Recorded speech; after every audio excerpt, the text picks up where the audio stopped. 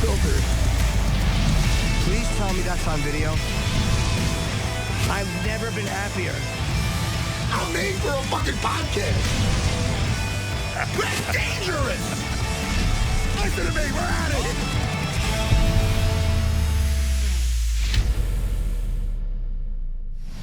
Is there anybody? I mean, you look at the featherweight division.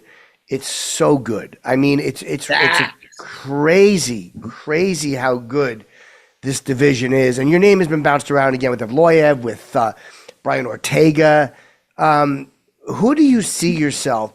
Do you see yourself getting somebody in the top 10 right away? Or if they said nobody in the top 10 wants to deal with you right at this moment, because a guy just coming in, there's a huge disadvantage to them if they lose. You know what I mean? Like, again, it's a compliment to you that they're not going to want to have to deal with you the second you get here. Is there anybody, whether Calvin Cater, anybody in the top, say, in the from say 7 to 15 who interests you as well, or 8 to 15? That's a good question. I know a lot of people have been asking me that, but I've been giving it some thought, and it's like, you guys know how the UFC is. You're going to fight who the UFC tells you to fight, and I'm the new guy coming in. You know, I'm not going to call Dana White and say, hey, Dana, Hunter, I really want to fight this guy. It's just kind of, I'm at the highest level, so I fight who they tell me to fight. If it's a top 10 guy, then great. If it's the guy in the top 5, good. But at the end of the day, I have to be prepared to fight anybody. You know, there's not really somebody that I'm like, I need to fight you. You know, I'm the new guy. Let's just call it what it is. And I understand I need to make my way. I've heard a lot of people say, you can't just come in here and say you're going to fight a top 10 guy. Well, the UFC was going to give me Mobstar right away. So I don't know what I'm supposed to do. I fight who the UFC tells me to fight. So yeah, Whoever could get whoever, they can get sure. Exactly. That's how I feel. Honestly, I haven't fought for 1 year. So if they told me I need to fight some guy they get in Vegas off the street, then I'm going to fight him, you know? So, don't be surprised if it's a guy like Calvin Cater, Youssef Salal, guys who are, they're in the top 15. They're both very, very dangerous guys, especially Calvin coming off 4 losses, which is crazy. Just lost to Zalal, who, as you know, has crazy good movement. Very, very difficult fighter to figure out and keep pace with. So whoever it is, they're going to give you somebody really interesting. Who do you guys want to see me fight? I mean, if you guys were matched, would you guys put me against? You know, in that division, man. Oh man, Lerone Murphy, 16-0 would be a very interesting matchup. I don't think he would do it. Again, I think that he's only a guy who wants to fight up numerically, not talent-wise, but numerically. Would love to see you. Josh Emmett. Any of these guys. Chikadze. For sure. Chikadze would be a great fight. There's no bad fight for you here. That's the one good thing about the featherweight division being as crazy as it is. Like, anyone you fight is a name and is a great fight for you. I agree. And that's the beauty about being in the UFC is, like, I'm a guy that likes to stay active. So if I'm healthy, I'll fight, 3-4 times a year. I prefer that. So like you guys said, this organization is so big. All the fighters are known well, globally. Yeah. And you just got to be prepared to fight. And that's the mindset that I'm having, that I'm coming in the UFC. I've never, if you see the guys that I have fought, I haven't taken no easy fights.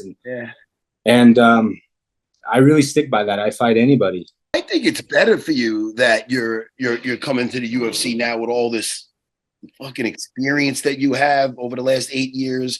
It's probably a blessing, man, than to be thrown in there at 20 years old trying to cut your teeth in there and learn on the job. This is something else. Hey, Aaron, let me ask you, because when we get guys on here for the first time, we like to get to know them a little bit. What do you like to do when you're not training to be an assassin? What are some of the hobbies you like? I don't know if you're a big book reader, you're watching anything on Netflix. So tell us some of a non-training hobby. Yeah, for sure. Well, I have a son who's 3 years old, so he's involved in BMX. I stay pretty busy with that. But how'd you get him into that? How'd you get him into the BMX?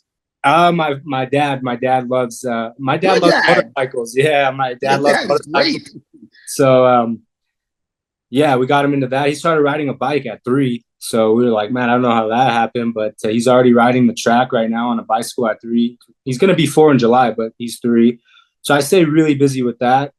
And but a lot of people, you can see on my social media, I love horses. I mean, I have 4 horses, Get out of so here. I'm involved in that. I'm always with them, riding on my free time, and yeah, I have Andalusian horses. I have 3 Andalusians, which are Spanish horses, and I have 1 Moroccan Barb horse who's from Morocco. And yeah, I'm just so passionate about them. My goal and my dream is to have a nice ranch one day, and that's what really, that drives. That's very motivating for me in fighting. Is that I really want to be able to breed horses one day. It's very expensive, as you know, so I always tell myself I need to win a lot of world championships. So that's pretty much it. But yeah, I like to just chill. I'm at home and with my horses, training.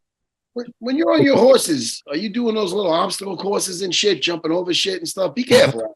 Nah, I like trail riding and there's a sport called dressage that I like. I've taken some lessons, but I'm a fan of that.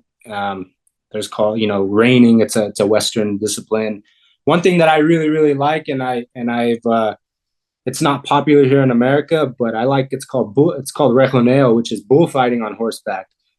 And it's really, really crazy to watch. And I just, what the hell is that? Huh?